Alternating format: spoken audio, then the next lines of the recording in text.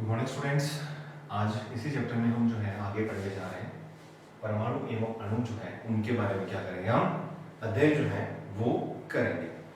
चलिए देखते हैं आगे क्या क्या चीजें हैं उन सब चीजों के बारे में। तो परमाणु एवं अणु जो है, परमाणु को इंग्लिश में हम एटम कहते हैं, ठीक है। और इसके बारे में जो है अध्ययन करने वाले हैं। शुरुआती तौर पर जिस तरह से इसके बारे में बताया गया था उस बारे में बात करते हैं। हमने पदार्थ व उसकी अवस्थाएं जो है उनकी जानकारी हमने प्राप्त करी। पदार्थ और उसकी जो अवस्था होती है, कोई भी जो द्रव्य है उसकी जो अलग अलग जो उसकी कंडीशंस हैं, किस किस कंडीशंस में वो रहता है, उनकी अवस्थाएं जो थी वो कितनी थी पढ़ी हमने। ठोस, द्रव्य, गैस और प्लाज्मा जो था उसके बारे में अध्ययन किया। आज जो है उसी को आगे बढ़ाते हुए हम परमाणु के बारे में अध्ययन करेंगे। पदार्थ किन किन कणों से मिलकर के बना होता है, सीधी सी बात है। कोई भी अगर पदार्थ है तो उसमें क्या होंगे, कण जो है वो उसमें एक तरह से अपनी भागीदारी निभाएंगे और तत्पश्चात क्या करेंगे, वो जुड़ करके एक पदार्थ का निर्माण करते हैं। तो सभी जो पदार्थ है बहुत छोटे छोटे सूक्ष्म कणों से मिलकर के बने होते हैं। तो जैसे सपोज करिए कि आपका कोई भी जैसे कोई पदार्थ है, आप सब जानते हैं इस चीज में। जैसे मैं बात करूँ चीनी के लिए, जो आप घर पे जो चीनी खाते हैं उसमें देखा होगा हमने छोटे छोटे छोटे छोटे जो पदार्थ होते हैं, है ना, चीनी के जो दाने हैं उसको मिलाने के बाद चीनी एक तरह से अपना जो रूप है वो थोड़ा और बड़ा आपको दिखाती है, ठीक है। तो वो चीज़ आपकी समझने के लिए थी। अब इसी प्रकार से मैं आपको यहाँ पर अगर बात करूँ तो कोई भी अगर कोई चीज़ है तो उसे क्या करेंगे, छोटी छोटी चीज़ जो है उसमें हम ये बात समझना है कि उस पदार्थ को बनने के लिए जो सबसे सूक्ष्म जो कण है या छोटी छोटी इकाइयाँ जो हैं वो क्या हुई, कंबाइन हुई। कंबाइन होने के पश्चात क्या हुआ, एक कण का जो है वो निर्माण किया। क्या आपने सोचा है कि पदार्थ का सबसे जो सूक्ष्म कण होता है वो कैसा होगा, इससे क्या कहते हैं, उसकी संरचना जो है वो क्या होगी, आइए जो इसके बारे में हम जानते हैं। चलिए बात करेंगे। हजारों वर्ष पूर्व जो है पदार्थ के सूक्ष्म अविभाज्य कण को परमाणु कहा गया। मतलब हजारों वर्ष पूर्व पदार्थ के जो सूक्ष्म अविभाज्य जो कण है उसको परमाणु कहा गया।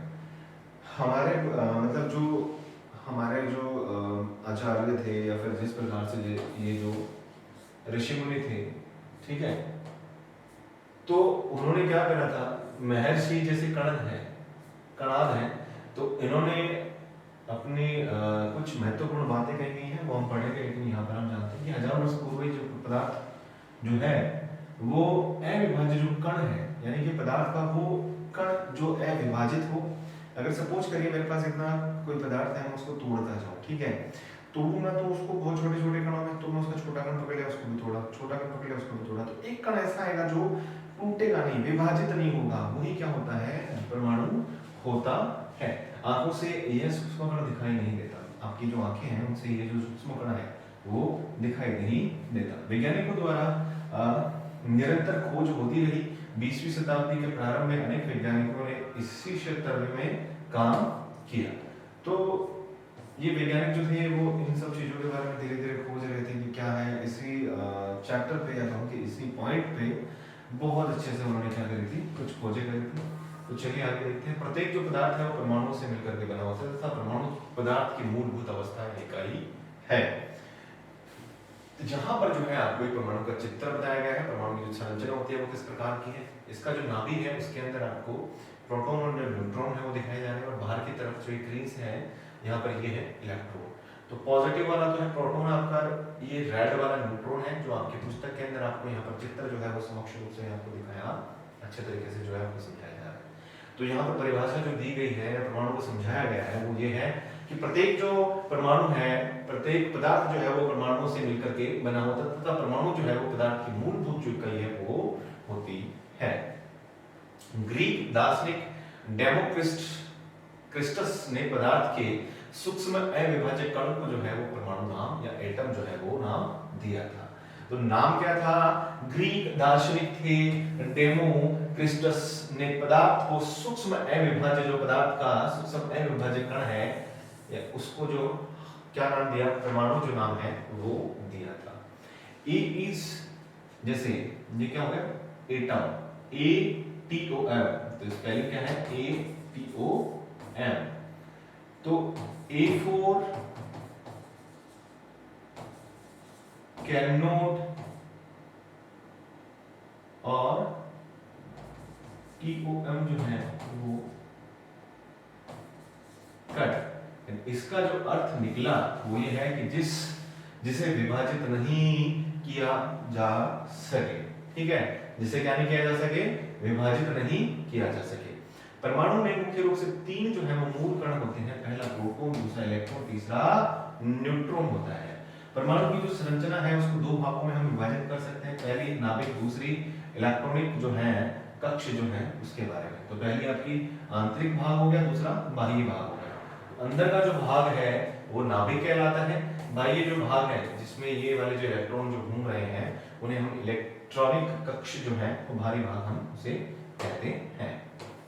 आगे देखते हैं कि परमाणु के केंद्रीय भाग का आंतरिक जो भाग है वो नाभिक कहा गया है। तो नाभिक किसको कहा गया है कि परमाणु का केंद्रीय जो भाग है, केंद्रीय आंतरिक भाग जो है उसको हमने नाभिक कहा है। इसमें 2 प्रकार के कण पाए जाते हैं। इसमें क्या पाए जाते हैं, 2 प्रकार के कण पाए जाते हैं, प्रोटॉन होता है, न्यूट्रॉन होता है, ठीक है।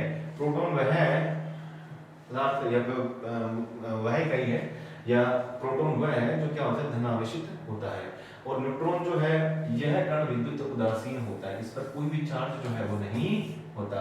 और ये धनावेशित जो यानी कि ये क्या है, विद्युत चार्ज है, ठीक है, यानी कि इलेक्ट्रिसिटी चार्ज जो है इसके ऊपर पॉजिटिव है, ठीक है। तो ये पॉजिटिव चार्ज, नेगेटिव चार्ज, या ये क्या होते हैं, पॉजिटिव चार्ज तो होता है आपका प्रोटॉन होता है, उदासीन जो है वो आपका न्यूट्रॉन होता है। इसी प्रकार से आगे बढ़ते हैं कि बाह्यतम जो उसका भाग है उसमें ऋणावेशित कण पाया जाता है जिसे हम क्या कहते हैं, इलेक्ट्रॉन कहते हैं। ये नाभिक के चारों ओर निश्चित कक्षाओं में क्या लगाता रहता है, चक्कर लगाता रहता है। तो ये मान लो कि अगर मैं कहूं ये नाभिक है तो इसके निश्चित क्रम में चक्कर होंगे, उसमें क्या लगाता रहेगा, चक्कर लगाता रहेगा, वो क्या कहलाएगा, आपका इलेक्ट्रॉन जो है वो कहलाता है। परमाणु किसी पदार्थ का वह सूक्ष्म कण है जो अधिकांशतः स्वतंत्र अवस्था में नहीं रह सकता तथा जिसे रह सकता है तथा जिसमें पदार्थ के गुण मौजूद रहते हैं।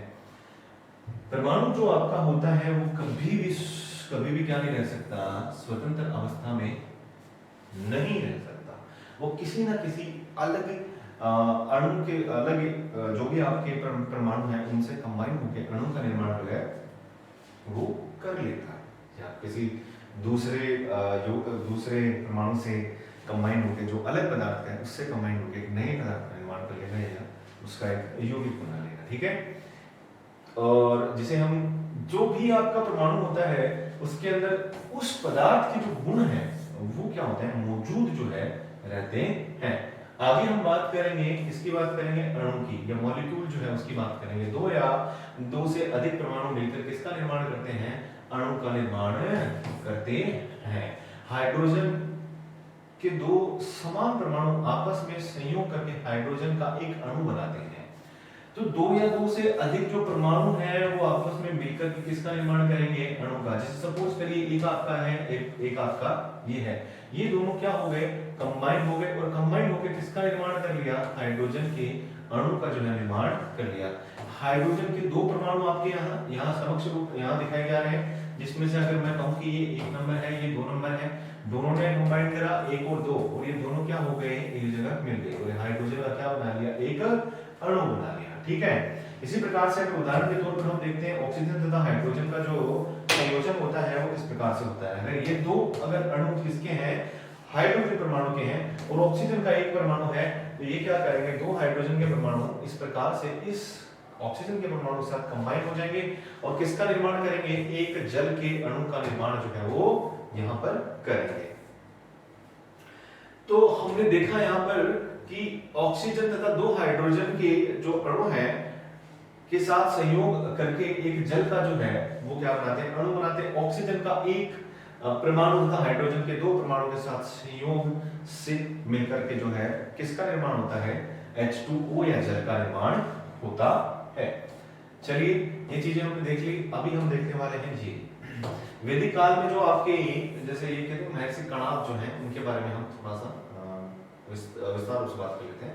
वैदिक काल में एक महान दार्शनिक महर्षि कणाद द्वारा रचित वैश्विक उत्तर पश्चिम में वैज्ञानिकों के लिए परमाणु भौतिकी की आधारभूत भूमि है। आपने वैश्विक दर्शन में परमाणु सिद्धांत का प्रतिपादन किया। उन्होंने यह अवधारणा दी कि परमाणु आपस में मिलकर अणु का निर्माण करते हैं। इन्होंने तंडुल कणों को खाकर तपस्या की और दर्शन रचा। इसी से इनका नाम जो है वो कणाद पड़ा।